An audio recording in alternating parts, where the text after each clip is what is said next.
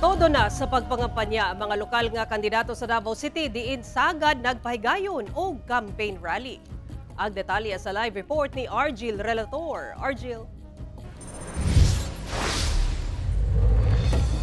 Sara, iyahay og diskarte ang mga kandidato sa pagpangampanya. Dunay mga nagpahigayon o campaign rally samtang doon na say nag house to house aron nga magpaila-ila sa mga botante.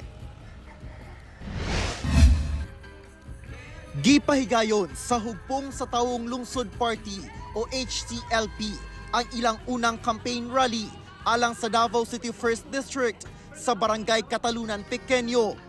Usa-usa nga nagpaila-ila sa ilang kaugalingon o nagpresenta sa ilang mga plataporma ang mga kandidato pagkakonsihal ubos sa HTLP nga sila si TJ Braga Corsino, Rigo Duterte, Ragdi Ibuyan, Luna Acosta, J. Melchor Kitain Jr., Bonds Militar, Cookie Bungguyan, Tech Ocampo, ug Pamela Librado. Si Mayor Baste Duterte nga kandidato pagka Vice Mayor sa Davao City, gipahayag ang iyang pagpanarbaho uban sa mga lideres sa mga barangay aron magpadayon ang paglambok sa syudad.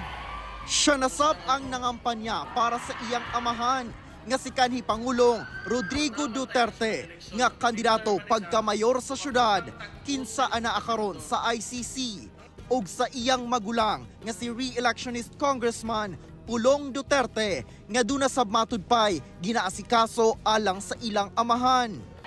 Dunay audio-visual presentations alang kanila. Sa Barangay 22-C-Sab nangampanya ang mga kandidatong sakop sa Team Nograles. Milatag sa ilang mga plataporma ang mga kandidato pagkakonsihal nga sila si Small Abiliera, Cherry Alag o Eking Liparanon. Mipahayag sab sa ilang mga plano ang kandidato pagka Vice Mayor nga si Bernie Alag o pagka Mayor nga si Carlo Nograles o igsuon niini nga si Mix Nograles nga kandidato pagka Kongresista. Sa unang adlaw sa kampanya, sa Barangay Talomo proper ng Lamano sa mga residente og nakighinabi ang kandidato pagka-mayor nga si Rod Cubos. Kauban ang iyang running mate pagka-vice mayor nga si Oyi Soriano Barcena.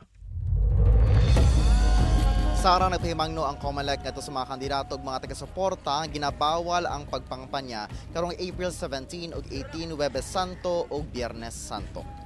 Sara. Okay, daghang salamat Argil Relator.